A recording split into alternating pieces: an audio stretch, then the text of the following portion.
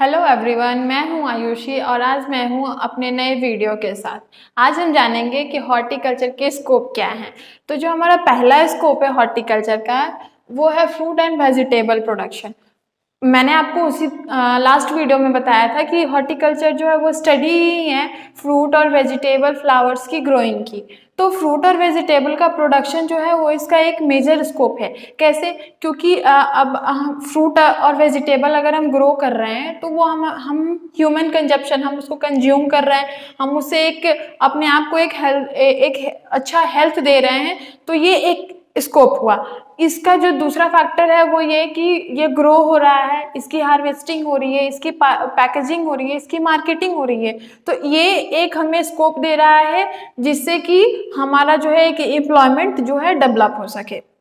जो नेक्स्ट है वो है ऑर्नामेंटल प्रोडक्शन। ऑर्नामेंटल प्रोडक्शन में क्या होता है? ऑर्नामेंट्स में बेसिकली हम फ्लावर्स की स्टडी करते हैं ऑर्नामेंटल सेक्शन में। इसमें क्या होता है? हर्ब्स सर्ब्स की जो ग्रोइंग होती है वो ग्रो होता है और उसमें जो है वो लैंडस्केपिंग के और ब्यूटिफिकेशन के पर्पज से जो है ग्रो किया जाता है। तो ये भी एक मेजर स्कोप है हॉर्टिकल्चर का। Plant breeding and genetics. Plant breeding and genetics ये कैसे स्कोप है हॉर्टिकल्चर का? तो देखो, जो भी हॉर्टिकल्चरिस्ट होते हैं, जो भी ब्रीडर्स होते हैं, वो जो है न्यू डिजायरेबल ट्रेड्स के साथ साथ जो है, जैसे कि मान लीजिए कि मुझे कोई न्यू प्लांट को डेवलप करना है, तो उसमें जो है हमारा एक डिजायरेबल ट्रेट होता है कि मान लीजिए कि हमें एक ये सेक्शन चाहिए, हमारा प्लांट जो है वो बहुत शॉर्ट नहीं होना चाहिए, बहुत टॉल नहीं होना चाहिए। तो उस पर्पस से जो है ब्रीडर्स जो होते हैं वो प्लांट ब्रीडिंग और जेनेटिक्स के सेक्शन के थ्रू जो है हॉर्टिकल्चर प्लांट्स को डिजायरेबल ट्रेट्स के साथ जो है वो ग्रो कराते हैं। और ये जो है हमारे हॉर्टिकल्चर का एक मेजर स्कोप है। नेक्स्ट है प्लांट प्रोटेक्शन। प्लांट प्रोटेक्शन से आप क्या समझते हैं? प्लांट प्रोटेक्शन इसमें क्या होता है कि जो भी पेस्ट, डिजीज और जो भी अटैक होता है इंसेक्ट का, इसमें जो है हम इस चीज का ध्यान रखते हैं कि जो हमारे हॉर्टिकल्चरल क्रॉप्स हैं वो जो हैं इसके थ्रू वो हार्म ना हो सके। तो ये एक बहुत ही मेजर स्कोप है जिसके थ्रू जो है हम अपने हॉर्टिकल्चर को इम्प्रूव कर सकते हैं। हमारे हॉर्टिकल्चर जो क्रॉप्स हैं वो जो है लॉन्ग लाइफ रह सकते हैं, उनकी शेल्फ लाइफ लंबी हो सकती है, प्रोडक्टिविटी ज्यादा हो सकती है। नेक्स्ट है scope for agro based industry. Agro based industries क्या होती हैं? एग्रो मतलब हमारा एग्रीकल्चर, और एग्रीकल्चर बेस्ड जितनी इंडस्ट्रीज हैं उसके लिए एक बहुत बड़ा मेजर स्कोप है। जैसे हम जैम खाते हैं, जेलीज खाते हैं, पिकल्स खाते हैं, बहुत सी ऐसी चीजें खाते हैं जो है हमें हॉर्टिकल्चर के थ्रू, जैसे हम जैम बनाते हैं तो एप्पल का होता है, मिक्स फ्रूट होता है, मैंगो होता है।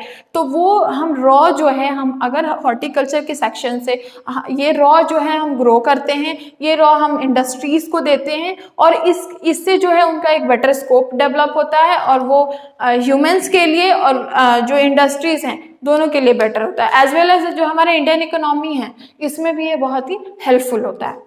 नेक्स्ट है इंक्रीज ट्रांसपोर्ट फैसिलिटीज। अभी जैसे मैंने आपको बताया कि हम रॉ ग्रो कर रहे हैं, मेरा एक हेक्टेयर का लैंड है, मैंने वहां पे मैंगो ग्रो किया और मुझे उसे इंडस्ट्रीज को सेल करना है, इंडस्ट्रीज को भी हमारे रॉ की जरूरत है। तो उस टाइम में ट्रांसपोर्ट फैसिलिटी मुझे चाहिए होगी अपने जो रॉ मटेरियल्स है उनको इंडस्ट्री तक पहुंचाने के लिए। तो उस सेंस में जो है क्या होगा, हमारी ट्रांसपोर्ट फैसिलिटीज जो हैं वो इंक्रीज होंगी। नेक्स्ट है increase cold storage facilities and pre cooling centre.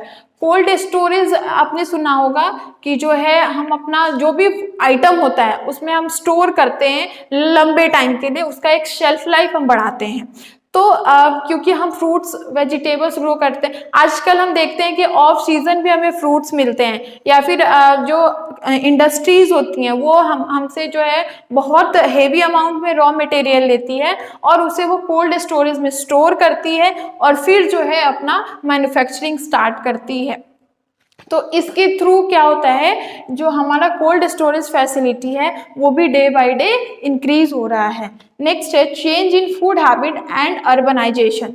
देखो अब क्योंकि फूड हैबिट ये बोल रहा है कि हमारा जो फूड हैबिट है वो चेंज हो रहा है, ऑब्वियसली चेंज हो रहा है। हम फ्रूट्स, आज आप डॉक्टर के पास जाओ तो डॉक्टर्स आपको ग्रीन वेजिटेबल्स खाने को बोलता है, फ्रूट्स खाने को बोलता है। तो ये क्या है, हमारा एक हैबिट चेंज हो रहा है। पहले के लोग जो है वो चावल रोटी इन सब चीज़ों पे ज़्यादा ध्यान देते थे, लेकिन आज के डेट में मोस्टली लोग जो है फ्रूट्स पे, ग्रीन वेजिटेबल्स, इन सब चीज़ों पे ध्यान देते हैं। क्यों? क्योंकि वो हेल्दी रहें, उनका एक प्रॉपर डाइट हो जो उसे वो मेंटेन कर सके।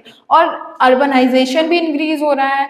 ऑब्वियसली बात है कि अगर मैं हेल्दी रहूँगी, मेरा एक प्रॉपर जो डाइट है मैं उसको मेंटेन करूँगी, तो आने वाला टाइम जो होगा उसमें हमारा अपकमिंग जनरेशन होगा वो भी हेल्दी होगा। अर्बनाइजेशन से क्या मैटर है?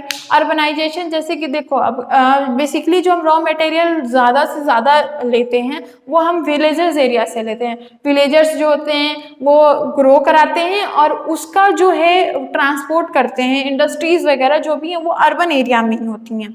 तो इससे जो है अर्बनाइजेशन भी इंक्रीज होता है, डे बाई डे इंक्रीज हो रहा है। डेवलपमेंट ऑफ न्यू टेक्निक्स, ये कैसे स्कोप है हमारे हॉर्टिकल्चर का? तो डे बाय डे जो है हमें जो है मैन्युफैक्चर्ड फूड आइटम्स मिल रहे हैं। Jam, jelly, pickles, squash, ketchup, ये सब क्या है कि इसमें एक मशीनरी की नीड है, एक टेक्निक की नीड है। तो आज हॉर्टिकल्चर है तो इन टेक्निक्स का डेवलपमेंट हो रहा है।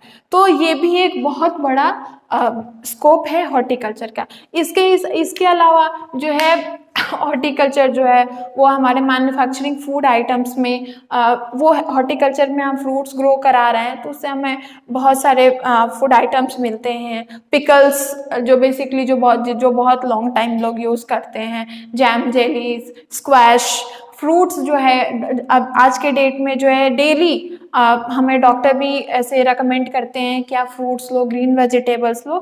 तो इन शॉर्ट जो है हॉर्टिकल्चर जो है एक बहुत बहुत बड़ा ब्रॉड सेक्टर है जो हमारे ह्यूमन कंजप्शन के लिए, ह्यूमन हेल्थ के साथ साथ इंडियन इकोनॉमी, हमारे ओवरऑल सेक्शन में एक बहुत इंपॉर्टेंट रोल प्ले करता है।